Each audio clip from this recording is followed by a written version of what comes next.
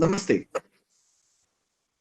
आज के इस कार्यक्रम के सम्माननीय मुख्य अतिथि डॉक्टर हर्षवर्धन जी, आदरणीय संदीप जी, आईआईटी कानपुर के निदेशक आदरणीय डॉक्टर अभय जी करंदीकर, आप सभी उनके सहयोगी और इस कार्यक्रम में पधारे हुए सारे बंधु भगिनी, आप सभी को मैं सादर अभिवादन करता हूं।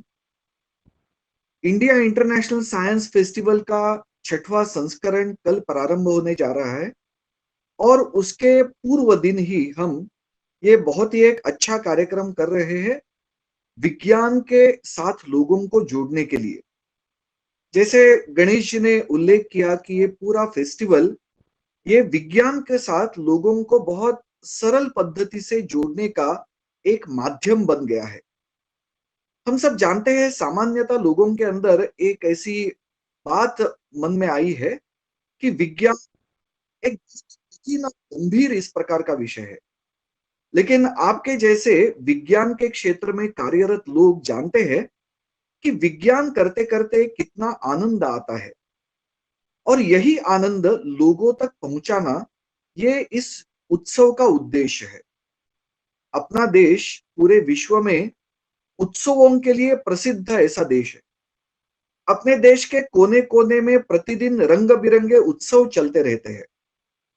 तो हमने ऐसे सोचा कि अपने देश में इन सारे उत्सव का भी एक उत्सव होना चाहिए और इसलिए विज्ञान प्रौद्योगिकी मंत्रालय, पृथ्वी विज्ञान मंत्रालय और अपने देश में विज्ञान भारती, ये जो एक बहुत बड़ा विज्ञान आंदोलन कार्यरत है, इन्होंने मिलकर यह सोचा कि अपने देश में हम एक विज्ञान का महोत्सव प्रारंभ करेंगे।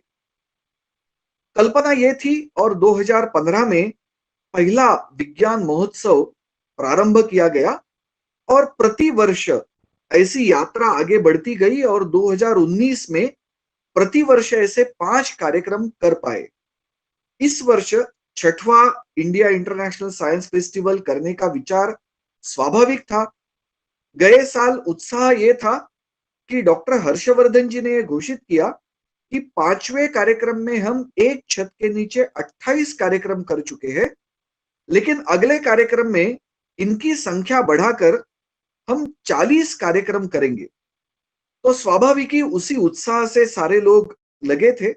लेकिन हम सब जानते हैं कि इस वर्ष के मार्च महीने में ये कोरोना का संकट आया और सारे अपने जो क्रियाकलाप चलते हैं, हिलचल होती है, उन पर प्रतिबंध लगा और धीरे धीरे सभी को इस वर्चुअल प्लेटफॉर्म्स के द्वारा जुड़ने का अभ्यास बढ़ता गया।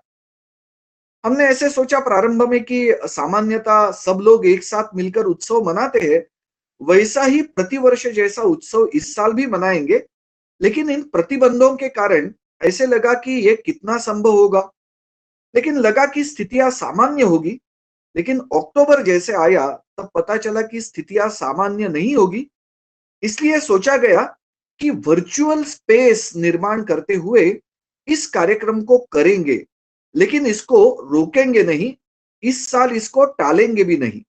और ऐसे सोचकर 20 अक्टूबर को यह तय किया गया कि 2020 का आईआईएसएफ जरूर करना है।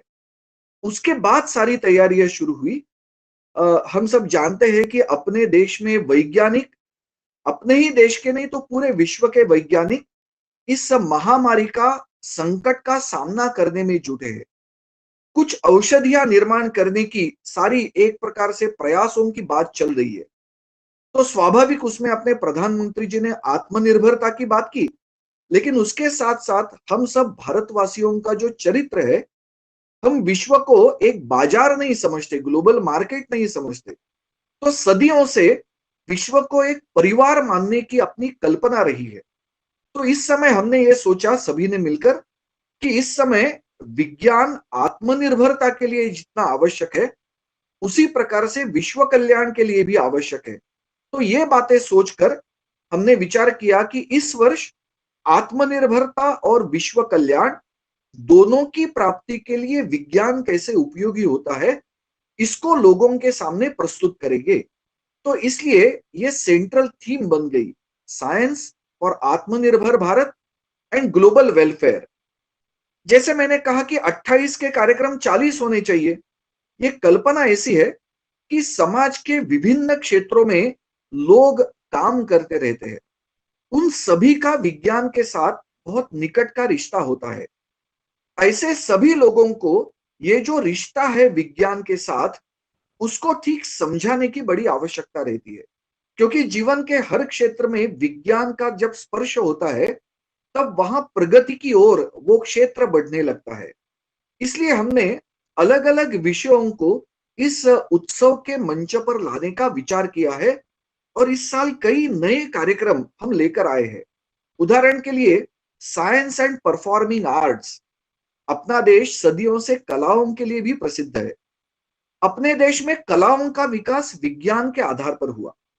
जैसे अपने देश के एकमात्र नोबेल पुरस्कार वैज्ञानिक प्राप्त वैज्ञानिक चंद्रशेखर जी संगीत के वाद्यों पर गया।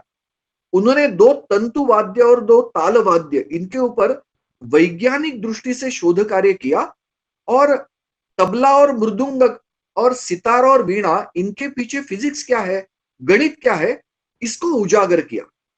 तो हमने सोचा कि अपने देश में सदियों से एक तारा से लेकर 100 तारा यानी संतूर, इतने वाद्यों का आविष्कार हुआ है, इनोवेशन है।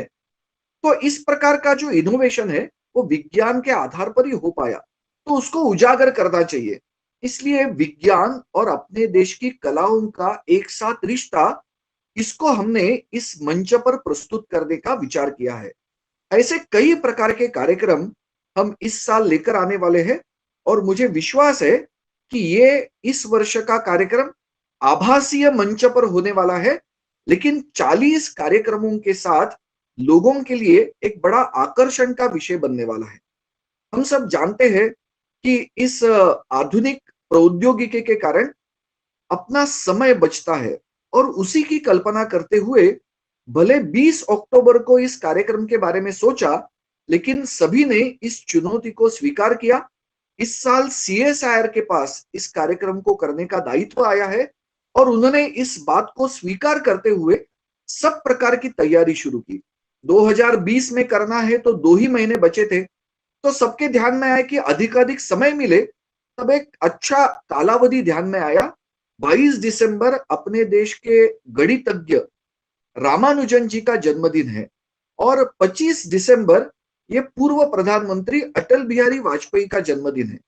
22 दिसंबर को भारत सरकार ने राष्ट्रीय गणित दिन इस नाते घोषित किया है, और माननीय अटल जी ने विज्ञान की विकास में जो महत्वपूर्ण भूमिका रहती है, उसको समझकर जय किसान जय जवान के साथ जय विज्ञान का नारा दिया।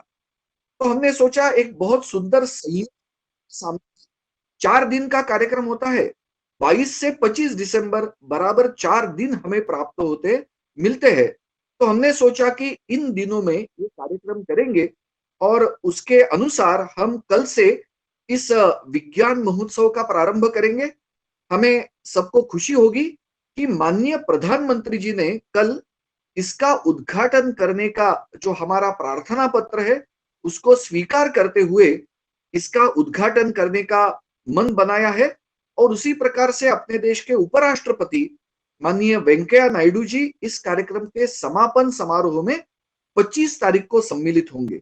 तो अपने देश के ऐसे शीर्ष दिग्गजों के द्वारा इसका उद्घाटन होगा, समापन होगा, और अपने देश के और विश्व के कई वैज्ञानिक और अपने देश में बच्चों से लेकर किसानों तक ऐसे कई क्षेत्र के लोग इस कार्यक्रम में सम्मिलित होने वाले हैं। मैं आप सभी की सक्रिय सहभागिता इस उत्सव को सफल करने में मिले, ऐसी प्रार्थना करता हूं। हम सब जानते हैं कि वर्तमान में 2020 मैचेस क्रिकेट के जो होते हैं, उसका परिचय हमें हुआ है। तो ये सारा कार्यक्रम भी 2020 मैचेस में जैसे बहुत जल्दी हम सारी बातें करते हैं, उसी प्रकार से करने का सबका मन बना, और उसकी तैयारी अच्छी हो पाई।